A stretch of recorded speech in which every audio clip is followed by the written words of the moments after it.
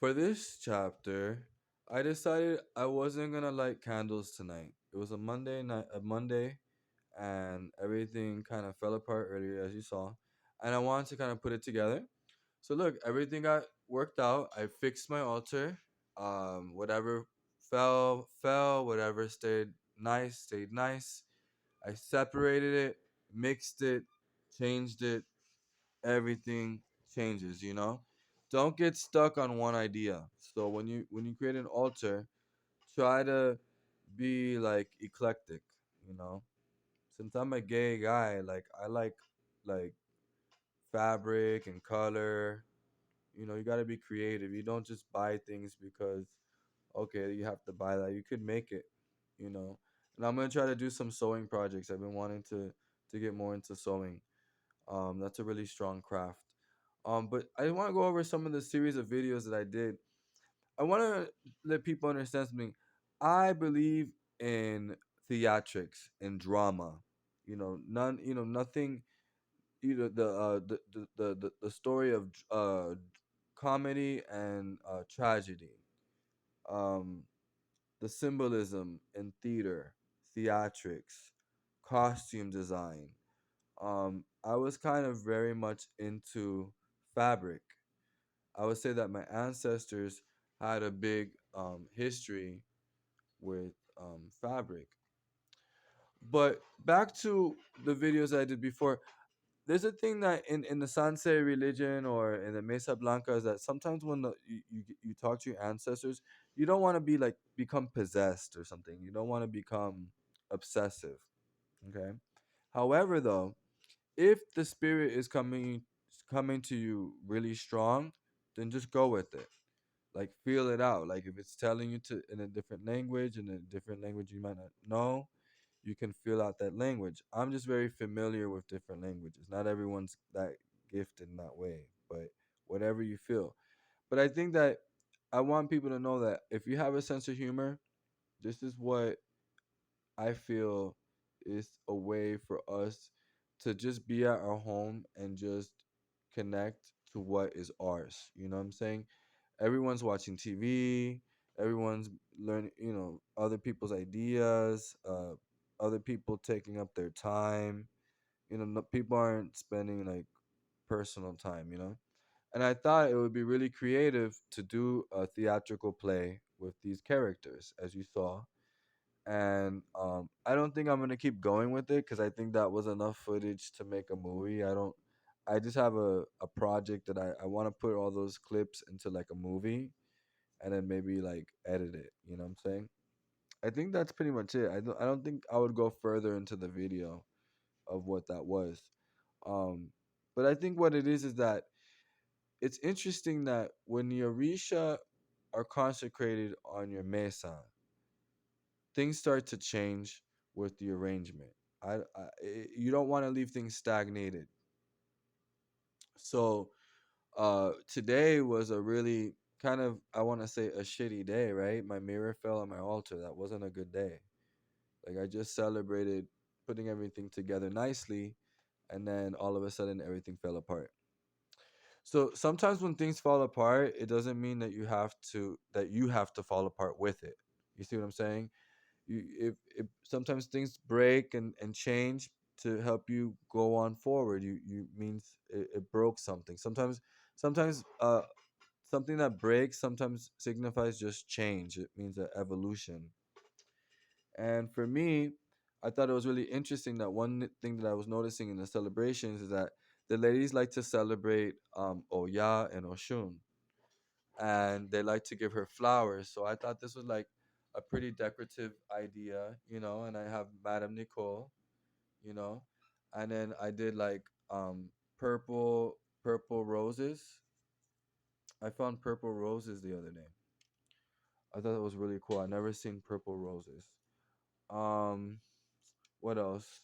I have Cafetera. I have Lázaro. I have Oshunla. La Originala. La Originala. So here I have Madame Nicole. She's chilling. I decided not to light my candles. Sometimes on a day of Oya, if Oya is too strong for me, I might not light a candle for her. you know. Just because I don't know. It's just too strong. I think that normally what I would do is just kind of go back to Obatala and Ocean Law because this year is governed by the royalty and their ceremonies of marriage. So we know that the whole royal court is in order in Nigeria. So the whole the whole thing, the whole Wakanda thing, the whole empire or whatever. I don't know. That's not necessarily my beliefs. I just know about it and what they believe, and it's interesting because what I was wanting to show people is that paranormal things happen with the Orisha, like unexpected or unexplained things. Like I swear to God, when I walked in the house today, 2 minutes later, the mirror fell down. Okay, on a Monday, it's like kind of governed by the day of Oya, and it was a letter or a card that came to me last week. Last week, Oya came to me the same way. It was like Oya. I was like, okay, right away. It wasn't gonna be Oshun. Oshun was later. Now, what I liked about Oshun is that there was a lot of celebration. Like throwing coins, throwing money. I forgot about that. You could really celebrate the girl Orishas. You can throw them dollar bills and throw them coins and throw them, make music. Eso Santo de Oshun, you could use petitions for good luck for money. Oshun is good for good fortune, for money, good wealth. That's what I like about Oshun. My boveda spiritual did not break. Carmen Sofia said, uh, uh, uh. No se quebró para nada. Se quedó así. Mira, y en nombre de Jesucristo. So everything's good. I want to let people know that I feel really excited to like just reconnect to the ancestors. I think that when you go through a trance into the spirit, it's important to come out of it. You know what I'm saying? You're going to speak into the spirit and you come into a trance and whatever it is that you pick up, but you only could go so far, and there's only so far that you need to go. You just hear what you hear, it comes out. And I did these videos because I felt like I kept sensing a lot of different energy during the pandemic. Like a lot of people died, a lot of families lost their relatives, everyone's getting sick. You don't know if you're gonna get sick. It's like this invisible thing, and it's like everyone's scared of that, and it's like I feel bored at my house. And I thought if I could incorporate a little bit of satire and theatrics and Shakespeare into Orisha, maybe it'll be a cool movie. you know I wanted to give it a gypsy twist, like a little. I don't know if people have studied English literature, but we studied English literature in high school, and I just remember that my teacher very much stressed that, English dictionary is the Queen's English. It's from Oxford.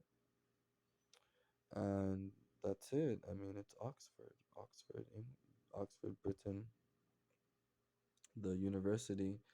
Now, I have celebrated today the feminine attributes of Oshunla. Today this year is a very about marriage and ceremony and unity, and there's gonna be a lot of childbirth because it's just a year that it's the way that the year is gonna be. It's the end of the pandemic. I think people are moving on. I don't know about in society on a day to day, like at your job or in your household, but I think in Yoruba tradition, everyone seems to be really celebratory and dancing and having fun, doing ceremonies that are really creative, very colorful. And I thought that it's just really interesting that when you connect with the Risha, you have to be prepared for that type of power that it gives to you to understand things differently.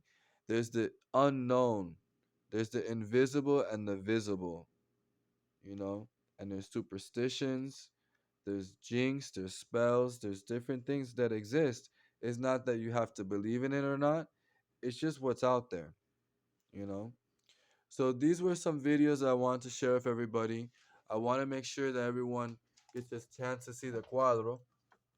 You have the tango, you have the Obatala, Yamaya, Osun, Orula, Ogun, and Elegua on the altar. So Oshunla. I want to keep a very strict practice, like very formal, very ladylike.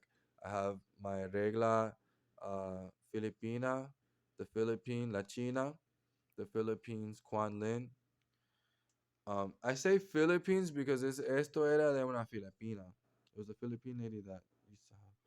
This is a Bendito Lázaro, Niño de Atocha, los cinturas. Mira, esto es muy importante. Yo quiero hacer mucha ropa con esto. ¿Qué más? El espiritual, en nombre del Padre, de Hijo, de Espíritu Santo. You get the holy water, you cleanse yourself, you cleanse your aura, you make sure that there's no afflictions. This is a good time for me to do a reading. Usually, what I like to do is that if you go into a trance, if you feel like there's like a spirit like teaching you a language, or you feel like you're going talking into tongues, it's important to come down from it. And usually, what you want to do is kind of cool yourself down with ice and water. Usually, we wet our head, to cool down, and we get like a towel over our face and just kind of cool down. Because sometimes the spirit gets really hot. You feel like this really hot feeling, and sometimes you have to fast. Sometimes you're not supposed to eat. So, anyways, I just want to go over Baba Yogbe, the year of tradition, the year of La Región Yoruba. It's just a very, very powerful, powerful practice. I hope you enjoy and take care.